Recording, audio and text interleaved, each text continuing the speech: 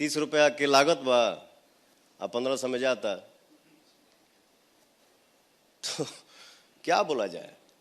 पहले तब कीने आदमी जाते रहे ना, अब तो घर पे ही उन बच्चों का क्या भविष्य है जो घर पे वो चीज पार्सल कर रहे हैं।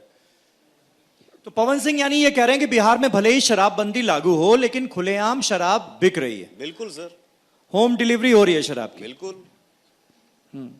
तो अब आपने ये बात कह दी है तो ये बात तो अब बीजेपी और जेडीयू को बहुत बुरी लगेगी। बुरा लगी तो हम सॉरी बोल दे, लेकिन जो बोलना था सो मैंने बोल दिया,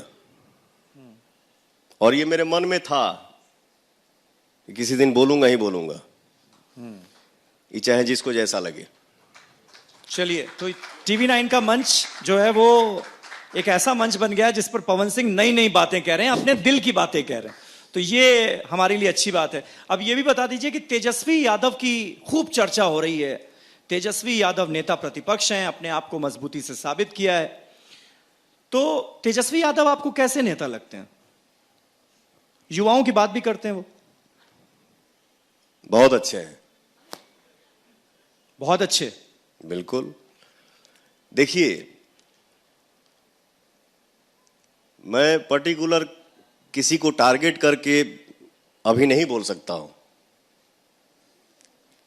लेकिन तेजस्वी जी का कोई भी इंटरव्यू मैं सुनता हूं या गांव-गांव में वो जाते भी हैं, सबके लिए सपोर्ट करने की बात करते हैं। एक चीज उनका मुझे बहुत अच्छा लगता है, उस इंसान का मुझे एक चीज बहुत अच्छा लगता है कि गर्मी में मेहनत के साथ साथ पसीना बहाते हुए गाड़ी के बोनट पे ही सतुआ सान के खाना,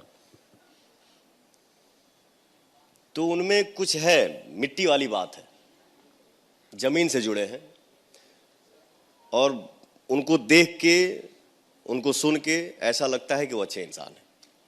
बाकी क्या होगा क्या नहीं होगा ये आप सबके हाथ में है। गाड़ी के बोनट पर सत्तू ही नहीं खाते, वो मछली भी तो खाते हैं हेलीकॉप्टर में बैठ के। हाँ, ये भी देखा हूं।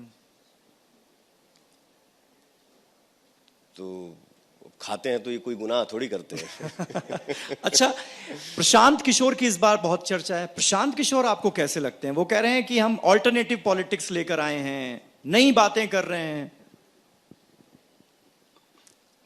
प्रशांत किशोर जी से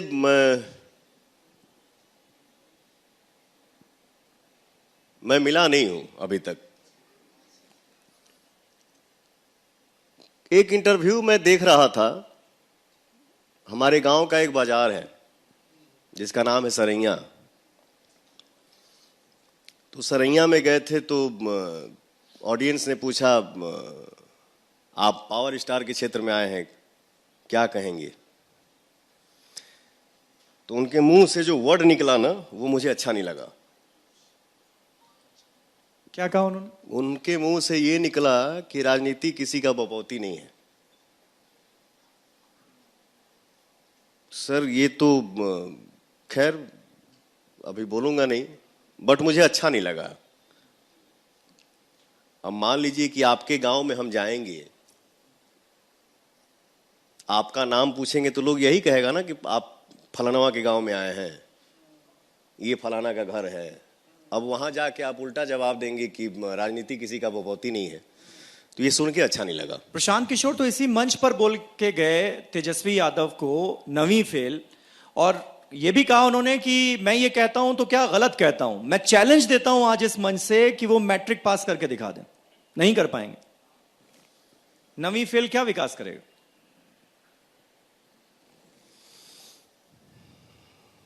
पढ़े के तो हम 6वीं क्लास तक पढ़ल बने, और माध्यमा से मैट्रिक का परीक्षा दिया हूं। तो sir, as a actor, as a singer, हम पढ़े लिखे नहीं हैं, बट मैं जिसको रखा हूं काम के लिए वो तो पढ़ा लिखा है। विकास, प्रगति जो आप यहां से सोचेंगे ना सर, विकास के लिए बहुत पढ़ाई की जरूरत नहीं है। विकास के लिए ये शुद्ध होना जरूरी है और यहाँ श्रद्धा होना जरूरी है। बाकी हमार जे मान ली कि अकाउंटेंट बा, जे हमार मैनेजर बा, वो पढ़ल लिखल बा ना, वो तो हमको बताएगा ना कि भैया ये करना है, हम लोग ये करेंगे तो अच्छा होगा, हम लोग ये करेंगे तो आगे बढ़ेंगे। तो मान ली कि हम पढ़ल लिखल ना है तो हम खिलाफ ना बोलब, मैं भी अनपढ़ हूं। तो विकास के लिए बहुत ज्यादा पढ़ाई मायने नहीं रखता है सर, उसके लिए दिल चाहिए, ये चाहिए, उससे विकास होगा। अब आपने ये जो कहा है ये बिहार में बड़ा वायरल होने वाला है, क्योंकि आपकी बातों से ऐसा लग रहा है कि आप तेजस्वी यादव के फैन हो गए।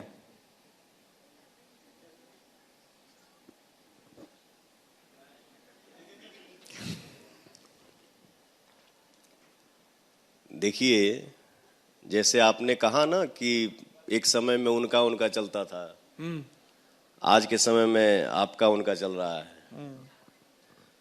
तो हम लोग माइक पे कुछ भी बोल दें, बट सामना सामनी होगा तो सर या तो किसी का आदमी पैर छुएगा, नहीं तो हाथ मिला के गले लगेगा।